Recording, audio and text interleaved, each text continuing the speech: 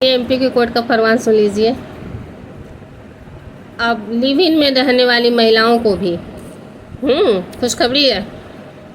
जो live in में रह रही हैं वो थोड़ा और शान से लिव इन में रह सकती हैं, कोई दिक्कत नहीं है। गवर्नमेंट को कोई दिक्कत नहीं है, कानून को कोई दिक्कत नहीं है, क्योंकि मध्य प्रदेश की जो जस्टिस है उन्होंने कह दिया है कि लिव इन में रहने वाली महिलाओं को भी अब गुजारा भत्ता मिलेगा। एक केस गई कोर्ट में, वहाँ महिला ने आरोप लगाया कि मेरे साथ ये लंबे समय से रह रहा है, हम लोग लिव इन में रह रहे हैं, और इस लिव इन में रहने के दौरान एक बच्चा हो गया है जो बेटा है, तो अब वो मेरे साथ नहीं रह रहा है, मेरे साथ नहीं रहना चाह रहा है, तो मुझे उससे गुजारा भत्ता चाहिए। तो कानून ने भी कहा कि हाँ बिल्कुल, क्योंकि वो लंबे समय से तुम्हारे साथ लिव इन में था और बच्चा भी है, तो गुजारा भत्ता तो बनता है। 1500 रुपये का गुजारा भत्ता कोर्ट ने बांध दिया। 1500 रुपये तुमको गुजारा भत्ता मिलेगा। देखिए, लिव इन न पुरुष के लिए सही है न स्त्री के लिए सही है।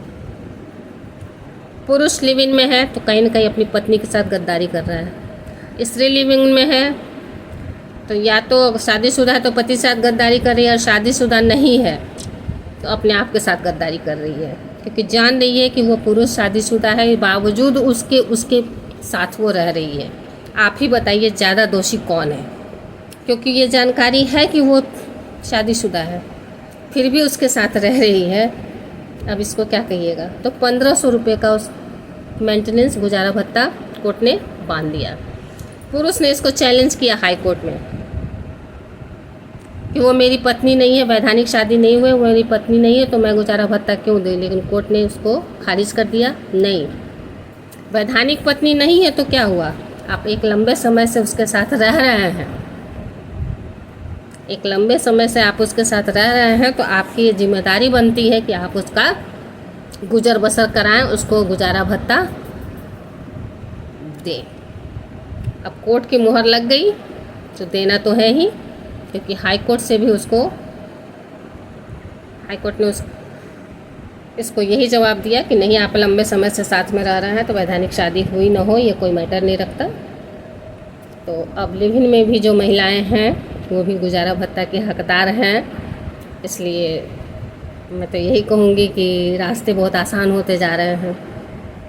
हाँ, पैसा कमाने का रास्ता बहुत आसान होता जा रहा है, और हमारा सामाजिक स्तर कहाँ जा रहा है ये तो हम क्या बताएंगे, हमसे बेहतर आप लोग जानते हैं कि आखिर हम ये कहाँ जा रहे हैं।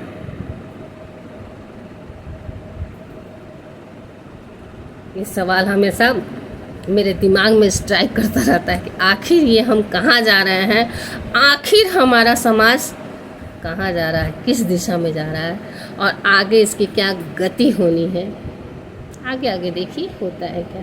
धन्यवाद।